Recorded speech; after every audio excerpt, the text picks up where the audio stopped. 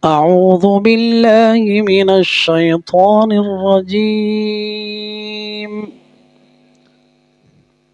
بسم الله الرحمن الرحيم.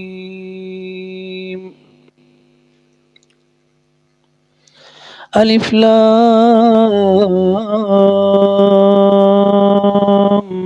ميم. ذلك الكتاب لا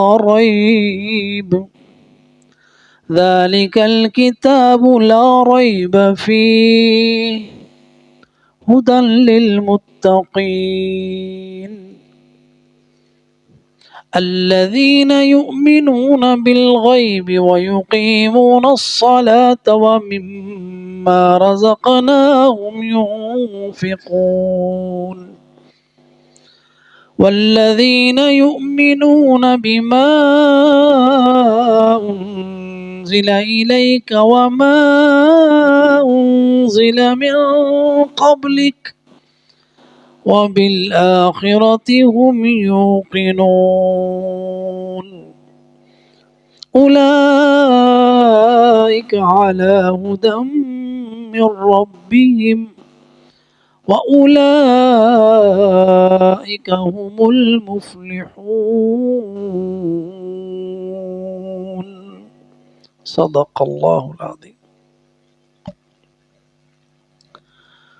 سورۃ البقرہ بہت ہی عظیم سورت ہے اور قرآن کی سب سے لمبی سورت ہے،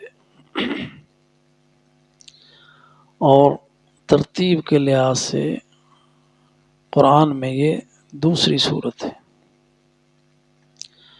اس کا نام بقرہ کیوں رکھا گیا؟ بقرہ گائے کو کہتے ہیں۔ تو اللہ سبحانہ و تعالی نے بنی اسرائیل کو حکم دیا تھا کہ وہ گائے کو ذبح کریں۔ جو قصہ ہے کہ ان کا بندہ قتل ہو گیا تو قاتل کا پتہ نہیں چل رہا تھا کہ کس نے قتل کیا ہے، تو اللہ سبحانہ و تعالی نے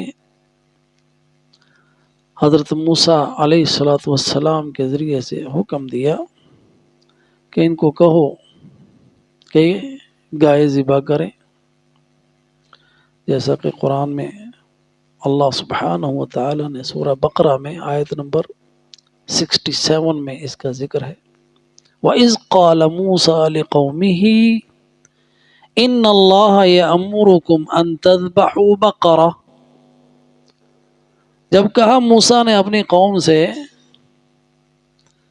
بے شک اللہ تمہیں حکم دیتا ہے کہ تم ذبح کرو گائے کو۔ قالوا اتتخذنا ہزوا، کہنے لگے تو ہم سے مذاق کر رہا ہے۔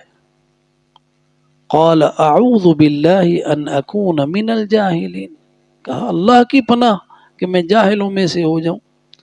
حضرت موسیٰ علیہ السلام ان کو کہہ رہے ہیں کہ اللہ حکم دے رہا ہے، اللہ کے نبی ہیں حضرت موسیٰ علیہ السلام، اولو العزم پیغمبر، اپنی قوم کو رب کا حکم سنا رہے ہیں کہ اللہ کہتا ہے گائے ذبح کرو، اور قوم کیا کہہ رہی ہے؟ یہ بنی اسرائیل کا حال تھا یہودیوں کا، تم ہم سے مذاق کر رہے ہو، کیونکہ وہ اس گائے کو ذبح کرنا نہیں چاہتے تھے، وہ اس کی پوجا کرتے تھے، اور اللہ کو پتہ تھا۔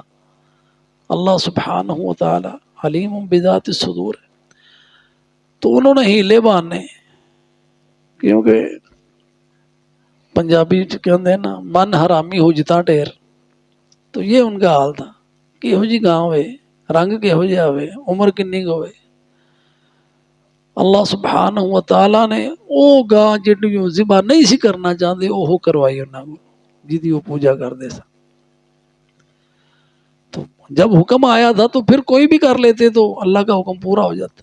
تو اس لیے جو کثرت السؤال ہے نا، اس سے نبی صلی اللہ علیہ وسلم نے منع فرمایا ہے کہ جو پہلی قومیں تھیں نا ان کو اس چیز نے مروا دیا، کثرت السؤال وقیل وقال۔ جو پہلی قومیں ہلاک ہوئی نا، ان کی ہلاکت کا ایک سبب یہ تھا کہ جو حکم آیا اس کو نافذ نہیں کرنا، بلکہ سوال سے سوال نکالتے جانے، جیسے بنی اسرائیل نے کیا تھا۔ تو اس واقعے کی نسبت سے سورت کا نام ہے سورۃ البقرہ۔ تو اللہ سبحانہ و تعالی نے یہ سورہ مدنی ہے، مدینہ میں نازل ہوئی اور سب سے لمبی ترین سورت ہے، اور اس میں ایک ایسی آیت ہے جو قرآن کی سب سے عظیم آیت ہے۔ سورہ فاتحہ وہ سورت ہے جو قرآن کی سب سے عظیم سورت ہے، اور سورہ بقرہ میں ایک آیت ایسی ہے جو قرآن کی سب سے عظیم آیت ہے۔ نبی صلی اللہ علیہ وسلم نے اپنے صحابی ابی ابن کعب سے پوچھا، ابی تمہیں پتہ ہے قرآن کی سب سے عظیم آیت کون سی ہے؟ تو ان کو علم تھا، لیکن ادب کے تقاضے کے مطابق انہوں نے کہا اللہ و رسولہ اعلم، اللہ اور اس کا رسول بہتر جانتا ہے۔ تو اللہ کے رسول نے صلی اللہ علیہ وسلم نے دوبارہ پوچھا کہ قرآن کی سب سے عظیم آیت کون سی ہے؟ تو پھر حضرت ابی ابن کعب نے یہ آیت الکرسی کی تلاوت کی، اللہ لا الہ الا هو الحی القیوم لا تأخذه سنة ولا نوم الی آخر آیا۔ تو نبی صلی اللہ علیہ وسلم نے سینے پہ ہاتھ مارا اور کہا ابا منذر واللہ لیہنک العلم ابا المنذر، ابو المنذر ان کی کنیت تھی کہ تمہیں یہ علم مبارک ہو۔ تو ابی ابن کعب جلیل القدر صحابی جو ہجرت سے پہلے مسلمان ہوئے، سابقون الاولون میں انصاری صاحب بھی ہیں، خزرج قبیلے سے ان کا تعلق تھا، اور بیعۃ العقبہ جب نبی صلی اللہ علیہ وسلم نے منا میں بیعت لی، بیعۃ العقبہ، اس میں وہ مسلمان ہوئے، اور سارے نبی صلی اللہ علیہ وسلم کے ساتھ سارے مارکوں میں شریک ہوئے، بدر میں شریک ہوئے۔ تو بہت عظیم اور جلیل القدر صحابی، اور اللہ سبحانہ و تعالیٰ نے اپنے نبی کو حکم دیا کہ ابی ابن کعب کو سورت البینہ سناؤ۔ تو نبی صلی اللہ علیہ وسلم نے بلایا اس صحابی کو اور بتایا کہ اللہ نے مجھے حکم دیا ہے کہ میں آپ کو سورہ بینہ کی تلاوت کر کے سناؤں۔ تو ابی ابن کعب جذبات میں آ گئے، اسمانی ربی، اللہ کے رسول اللہ نے میرا نام لیا ہے، کہ کس قدر خوشی کی بات۔ تو اس قدر جلیل القدر صحابی، تو ان کے پاس یہ علم تھا کہ سب سے عظیم آیت جو ہے قرآن کی سورہ بقرہ کی وہ آیت الکرسی ہے، اور یہ سورت جو ہے یہ کافی ہے، جو اس کو حفظ کر لے اس کے لیے کفایت کرتی ہے، اس کی حفاظت کرتی ہے، یہ سورت حفاظت کرتی ہے۔ نبی صلی اللہ علیہ وسلم نے حضرت ابو ہریرہ رضی اللہ تعالیٰ عنہ کو ڈیوٹی لگا دی، مال زکوٰۃ کے اوپر جمع ہوا تھا کہ تم پہرا دینا۔ تو رات کو ایک چور آیا جو اسے مال چرا رہا تھا، حضرت ابو ہریرہ نے اس کو پکڑ لیا، اس نے ترلے منتیں کر کے چھڑا لیا۔ اگلی رات پھر آیا، پھر انہوں نے پکڑ لیا، اور پھر اس نے کہا اس چور نے کہ میں تمہیں ایک ایسی بات سکھاتا ہوں، اگر تو وہ پڑھ لے تو کوئی شیطان تیرے قریب نہیں آئے گا۔ تو اس نے آیت الکرسی بتائی۔ تو جب صبح ہوئی تو نبی صلی اللہ علیہ وسلم نے پوچھا ہاں ابو ہریرہ رات کو کیا ہوا تھا؟ پھر انہوں نے بتایا کہ اللہ کے رسول چور ایک آیا تھا، میں نے اس کو پکڑ لیا، اور ایک دن پہلے بھی آیا تھا، ترلے منتیں کی، میں نے چھوڑ دیا، آج رات پھر آیا ہے، اور میں نے تہیہ کیا کہ آپ کے سامنے اس کو پیش کروں گا، لیکن اس نے پھر منت سماجت کی اور کہا کہ میں تمہیں ایک تحفہ دے کے جا رہا ہوں، اگر تو لے لے گا نا تحفہ وہ شیطان سے تمہارا محافظ ہو جائے گا، اور اس نے آیت الکرسی بتائی۔ نبی صلی اللہ علیہ وسلم نے فرمایا صدقہ کا وہو کذوب، بات وہ سچی کر گیا ہے وہ جھوٹا، وہ شیطان تھا، بات اس نے سچی کی ہے کہ اگر انسان آیت الکرسی پڑھ لے تو وہ محفوظ ہو جاتا ہے، نہ صرف چوروں سے بلکہ ہر طرح کی شیاطین سے، ہر طرح کے شیاطین سے حفاظت ہوتی ہے، اتنی فضیلت والی صورت ہے۔ حضرت ابو ہریرہ رضی اللہ تعالی عنہ راوی ہیں، فرماتے ہیں قال رسول اللہ صلی اللہ علیہ وسلم لا تجعلوا بیوتکم مقابر، اپنے گھروں کو قبرستان نہ بناؤ، ان الشیطان ينفر من البیت الذي تقرأ فيه سورۃ البقرہ، بے شک شیطان اس گھر سے دور بھاگتا ہے جہاں پہ سورہ بقرہ پڑھی جاتی ہے۔ تو ہم جو اتنی شکایتیں کرتے ہیں کہ رات کو بچے ڈر جاتے ہیں، ہمارے جناب شیاطین کا حملہ ہوا ہے، ہم پہ جادو ہوا ہے، ہمارا کاروبار نہیں چل رہا، اب حتیٰ کہ اہل حدیث حضرات جو ہیں ان سے بھی یہ شکایات سننے کو ملتی، اس کی وجہ کیا ہے کہ شیطان نے ایسے اوہام وہم دل میں ڈالے ہوئے ہیں کہ انسان سمجھتا ہے کہ شاید جادو ہو گیا۔ اصل میں یہ ہمارا قرآن کو چھوڑنا ہے۔ اگر ہم اپنے گھروں میں قرآن کی تلاوت کریں تو کسی طرح کا کوئی جادو کا اثر ہی نہیں، شیطان بھاگتا ہے، ایسے گھر کے قریب بھی نہیں آتا۔ تو یہ سورہ بقرہ کی تلاوت انسان کو ہر طرح محفوظ رکھتی ہے، اور ہم اگر کسی کو بتائیں بھی نا کہ سورہ بقرہ پڑھا کریں تو یہ پڑھنا ان کے لیے بھاری ہوتا ہے، بھاری اس لیے جی ہم کیسٹ لگا دیں گے، تو ایک کو بتایا اسی طرح تو اس نے بھی کہتا ہے وہ کیسٹ بھی رات کو بند ہو جاتی ہے جی، اور ڈر گیا، ابھی پتہ نہیں کیا ہوتا ہے، خود پڑھو نا، کیسٹ کیوں لگاتے ہو، ابھی موبائل پہ کیوں لگاتے ہو یا لیپ ٹاپ پہ کیوں آن کر کے چلے جاتے ہو، وہ بند ہو جاتا ہے، خود پڑھے نا۔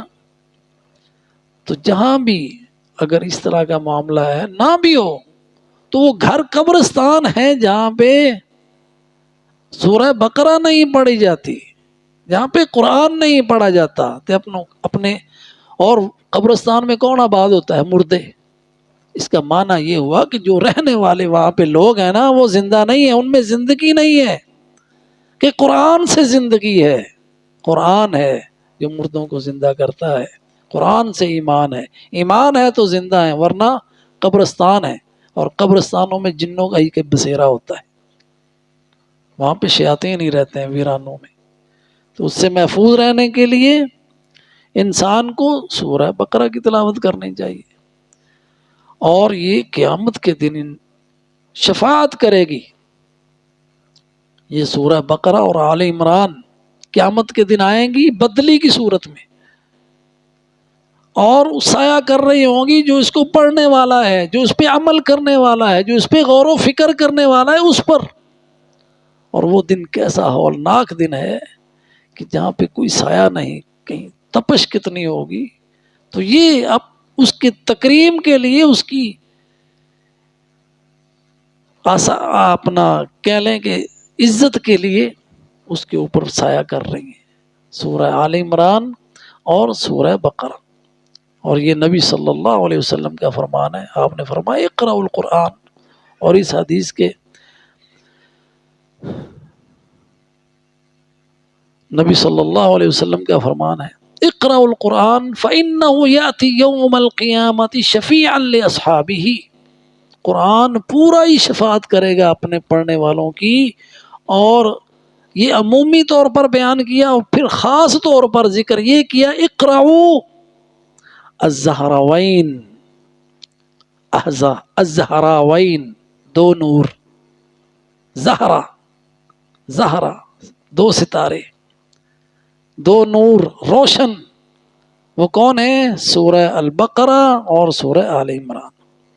فإنہما یاتیان یوم القیامۃ کأنہما غمامتان نحاجان نحاجان لا تحاجان عن اصحابہما تحاجان.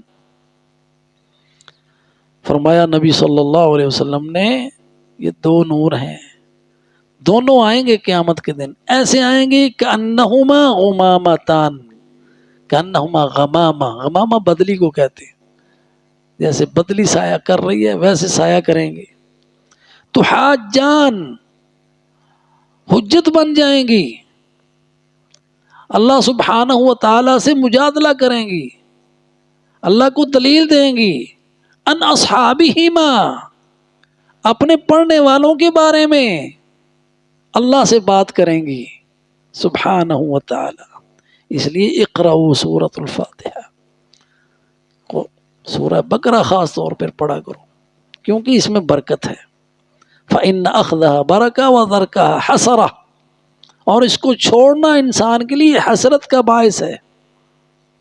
ولا تستطيعها البطلہ، اور اس کو کون نہیں پڑھ سکتے، کون نہیں پڑھ سکتے؟ البطلہ، بطلہ نہیں پڑھ سکتے. تو انسان کو غور کرنا چاہیے، اگر اس کو اتنی توفیق نہیں ہے سورہ بقرہ پڑھنے کی تو کون نہیں پڑھ سکتا؟ وہ بطلہ ہیں جو شیاطین کے زیر اثر آ چکے ہیں لوگ، وہ ہیں. تو سورہ بقرہ کا پڑھنا جو ہے انسان کے لیے اس قدر عزت کا باعث ہے، برکت کا باعث ہے، تکریم کا باعث ہے. قیامت کے دن عزت اور وقار ہوگا اس شخص کا جو سورہ بقرہ پڑھ رہا ہے، اور یہ اپنے رب سے بات کریں گی یہاں تک کہ جنت میں لے کے جائیں گی. سورہ بقرہ جنت میں داخلے کا سبب ہے. اور اسی طرح ہر نماز کے بعد آیت الکرسی پڑھنا جنت میں داخلے کا ذریعہ ہے. آیت الکرسی ایک آیت سورہ بقرہ کی ہر نماز کے ساتھ، ہر نماز کے بعد مسنون اذکار کے ساتھ جو شخص سورہ بقرہ پڑھتا ہے وہ جنت میں داخل ہوتا ہے. اور نبی صلی اللہ علیہ وسلم کا فرمان ہے کہ جو آیت الکرسی پڑھتا ہے نا ہر نماز کے بعد، لم يمنعه من دخول الجنت الا ان يموت، جو اس کے جنت میں داخلے میں منع چیز ہے نا وہ اس کی موت ہے. جو ہی اس کی موت ہوگی وہ بندہ جنت میں. آیت الکرسی کی یہ فضیلت ہے، ایک آیت ہر نماز کے بعد اس کو اپنا لازمی ذکر بنائیں. ہم کیا کرتے ہیں ادھر سلام پھر اب بھاگنے کی کرتے ہیں. کتنا ٹائم لگتا ہے آیت الکرسی پڑھنے میں؟ 1 منٹ نہیں لگتا. لیکن شیطان ان فضائل سے ہمیں محروم رکھنا چاہتا ہے، یاد دلاتا ہو فلانا کام ہے فلانا کام. کتنے لوگ ہیں پھر ابھی پیچھے لوگ جو پیچھے بعد میں آنے والے ہوتے ہیں ان کی بھی نماز باقی ہوتی ہے تو ادھر سے گردنیں پھلانگتے ہوئے جا رہے ہیں. بھی بیٹھو اللہ کے ذکر کرو، آیت الکرسی پڑھو اور اس فضیلت کو پاؤ جو اللہ سبحانہ و تعالیٰ نے اپنے بندوں کے لیے رکھی ہوئی ہے. تو یہ آیت الکرسی اعظم آیا ہے. تو جو شخص اس کو پڑھتا ہے، اس کو حفظ کرتا ہے، اللہ سبحانہ و تعالیٰ اس کی حفاظت بھی فرماتا ہے، اور یہ انسان کے لیے ہر طرح کے شر سے حفاظت ہے. اور قیامت کے دن کے کتنے ہولناک مناظر ہیں کہ انسان اگر سورہ بقرہ پڑھتا ہے تو ان ہولناک مناظر میں، ان سختیوں میں یہ انسان کے وکیل بن جاتے ہیں. سورہ بقرہ، سورہ آل عمران تو اتنی عظیم صورت ہے، کتنی برکت ہے اس میں. نبی صلی اللہ علیہ وسلم نے فرمایا کہ سورت بقرہ پڑھا کرو، اس میں برکت ہے. چھوڑو گے تو حسرت رہے گی، قیامت کے دن حسرت کرو گے میرے پاس وقت تھا اور میں نے سورہ بقرہ ہی نہیں پڑھی. اور انسان ہر وقت کہتا اللہ ساڑھے برکت پا، تو برکت اس کو پڑھنے سے ہوگی. نہ صرف یہ کہ جو خود پڑھ رہا ہے بلکہ اس کے گھر والوں پر بھی برکت، اس کے مال میں بھی برکت، اس کے ہر کام میں برکت ہے. اور اس کو چھوڑنا انسان کے لیے حسرت ہی حسرت. اور سورہ بقرہ جو ہے نا چوٹی ہے قرآن کی، ہر چیز کی ایک چوٹی ہونے، قمت، سنام. تو سنام القرآن جو ہے یہ سورہ بقرہ. ابن مسعود رضی اللہ تعالیٰ عنہ راوی ہیں، ان لکل شیء سناما، ہر چیز کی ایک چوٹی ہوتی ہے. تو سورہ بقرہ جو ہے سنام القرآن سورۃ البقرہ. تو اگر گھروں میں پڑھیں گے تو گھر سے شیطان بھاگ جائے گا. اور ایک حدیث میں ہے، ایک صحابی کا واقعہ ہے کہ وہ قرآن پڑھ رہے تھے، اسید ابن حضیر رضی اللہ تعالیٰ عنہ سورہ بقرہ کی تلاوت کر رہے تھے، اور ان کا بچہ یحییٰ پاس ہی سو رہا تھا. تو جب وہ تلاوت کر رہے تھے تو گھوڑا بھی پاس ہی بندھا تھا، تو گھوڑے نے بدکنا شروع کر دیا. خوف زدہ ہو کے ادھر ادھر اس نے دلتیاں مارنی شروع کر دی. تو فرماتے ہیں کہ اسید جو ہے نا وہ کہتے ہیں کہ میں اپنے بچے پہ مجھے ڈر ہوا کہ کہیں یہ گھوڑا اس کو ٹانگے ہی نہ مار دے، تو تلاوت موقوف کر دی. تو جب آسمان کی طرف نگاہ اٹھائی تو روشنیاں تھیں جو آسمان کی طرف جا رہی تھیں. تو جب صبح ہوئی تو انہوں نے نبی صلی اللہ علیہ وسلم سے رات کا واقعہ بیان کیا کہ اللہ کے رسول رات کو ایسے ہوا، میں سورہ بقرہ پڑھ رہا تھا تو گھوڑا میرا بدک گیا، بچہ میرا سو رہا تھا یحییٰ پاس ہی، تو میں نے تلاوت بند کر دی. پھر آسمان کی طرف دیکھا تو روشنیاں آسمان کی طرف جا رہی تھیں. فرمایا وہ فرشتے تھے جو قرآن سننے کے لیے تیرے پاس آئے تھے. تو جب انسان قرآن پڑھتا ہے تو فرشتے آسمانوں سے نازل ہوتے ہیں. کہ نبی صلی اللہ علیہ وسلم کی حدیث آپ بارہا سن چکے ہیں، وَمَا اجْتَمَعَ قَوْمٌ فِي بَيْتٍ مِّن بُيُوتِ اللَّهِ يَتْلُونَ كِتَابَ اللَّهِ. یہ ہمیں یاد ہونی چاہیے. وَيَتَدَارَسُونَهُ فِي مَا بَيْنَهُمْ إِلَّا نَزَلَتْ عَلَيْهِمُ السَّكِينَةُ وَغَشِيَتْهُمُ الرَّحْمَةُ وَحَفَّتْهُمُ الْمَلَائِكَةُ. آسمان سے فرشتے آتے ہیں جب قرآن پڑھا جاتا ہے، قرآن عمومی طور پہ اور سورہ بقرہ خاص طور پر. تو سورہ بقرہ پڑھنا انسان کو ثابت قدم رکھتا ہے، نیکی کے اوپر جما کے رکھتا ہے. جہاد کے میدانوں میں قرآن کی تلاوت اور سورہ بقرہ کی تلاوت انسان کو دشمن کے سامنے ڈاواں ڈول نہیں ہونے دیتی. اللہ کے ساتھ ایسا تعلق ہوتا ہے کہ اللہ دل کو مضبوط بناتا ہے، بندہ خود بہادر نہیں ہوتا. اللہ سبحانہ و تعالی انسان کے دل کے اندر اطمینان اور سکون نازل کرتا ہے کہ وہ بڑے سے بڑے خطرے سے ٹکرا جاتا ہے اور اس کے دل میں خوف اور ڈر نہیں ہوتا. ورنہ انسان جو اتنا بزدل ہے کہ وہ بھاگتا ہے، کمزور ہے نا. اللہ ثابت قدمی عطا فرماتا ہے. یثبت اللہ الذین آمنوا بالقول الثابت فی الحیات الدنیا وفی الآخرہ ویضل اللہ الظالمین ویفعل اللہ ما یشاء. نبی صلی اللہ علیہ وسلم جو ہے، حضرت ابن عباس راوی ہیں، اور ابو سفیان بھی اس غزوہ میں ساتھ تھے، غزوہ حنین میں. تو وہاں پہ غزوہ حنین میں بہت مسلمانوں کے اوپر ایک بڑا سخت وقت آیا کہ حتیٰ کہ بڑے بڑے بہادروں کے قدم اکھڑ گئے. ایسا وقت بھی آیا، تیروں کی بارش تھی، اور نبی صلی اللہ علیہ وسلم کھڑے ہیں، اور فرمایا ہے کہ اس وقت نبی صلی اللہ علیہ وسلم نے جو صحابہ کو آواز دی نا جو بھاگ رہے تھے، کہا یا اصحاب سورۃ البقرہ، وہ سورہ بقرہ پڑھنے والے واؤ، یا اصحاب، نبی صلی اللہ علیہ وسلم نے آواز دی یا اصحاب سورۃ البقرہ. اور اس کو احمد نے روایت کیا ہے. تو نبی صلی اللہ علیہ وسلم نے خاص طور پر ان صحابہ کو بلایا جو سورہ بقرہ کی تلاوت کرتے ہیں، کہ یہ سورت، اس کی تلاوت کرنا انسان کو دشمن کے سامنے ثابت قدم رکھتی ہے، اس کے قدم نہیں اکھڑتے، ان سے خوف زدہ نہیں ہوتا. تو نبی صلی اللہ علیہ وسلم اس قدر اس کا تاکید کر رہے ہیں کہ سورہ بقرہ پڑھا کریں. اور حضرت ابو بکر صدیق رضی اللہ تعالیٰ عنہ فجر کی نماز میں سورہ بقرہ باجماعت، کتنی لمبی صورت ہے، سورہ بقرہ پڑھائی.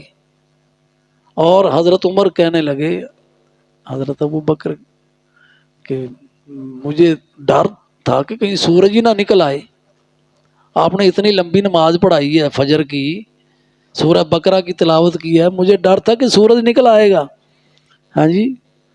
فرمایا حضرت عمر کہتے ہیں کہ میں نے کہا قربت الشمس ان تطلع قریب ہے کہ سورج طلوع ہو جائے. تو حضرت ابو بکر نے کہا لو طلعت، اگر چڑھ بھی آئے سورج اور ہم پڑھ رہے ہیں لم تجدنا الغافلین، تو ہم کو غافل نہیں پائے گا، ہم اللہ کی عبادت کر رہے ہیں. تو اس قدر اس کی فضیلت. اور سورہ فضائل اس کے بہت ہیں.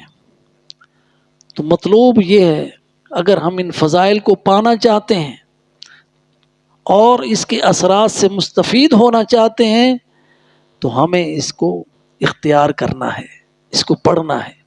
حضرت عمر کے بارے میں آتا ہے کہ انہوں نے سورہ بقرہ کو 8 سال میں سیکھا. وہ ہماری طرح عجمی نہیں تھے، عرب تھے، ان کو ہر لفظ کا پتہ، معنی کا پتہ تھا. اس کے باوجود اس کے اندر جو اسرار ہیں، جو رموز ہیں، جو بیان ہے، جو معانی ہیں، جو اللہ سبحانہ و تعالیٰ کے احکامات ہیں اور ان پر عمل کرنا ہے، یہ سیکھنے کے لیے حضرت عمر جیسی شخصیت نے 8 سال لگائے. ایسی عظیم صورت ہے، کیونکہ یہ علم ہے. علم تو ہماری زندگیوں میں اس کا دوام ہونا چاہیے، اہتمام ہونا چاہیے کہ ہم سورہ بقرہ پڑھیں. سارا قرآن برکت ہے، اور خاص طور پر یہ جو صورت ہے یہ ہمارا قلعہ ہے.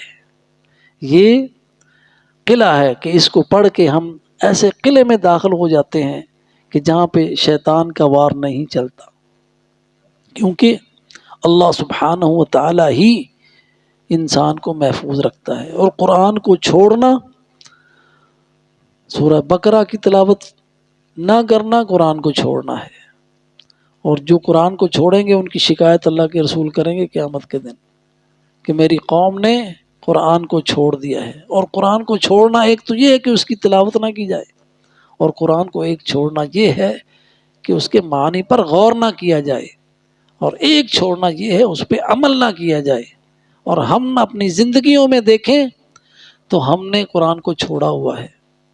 ہمارے پاس ٹائم ہی نہیں، غلافوں میں لپیٹ کے رکھا ہوا ہے، خوبصورت اونچا رکھا ہوا ہے جہاں پہ ہاتھ بھی نہ پہنچے.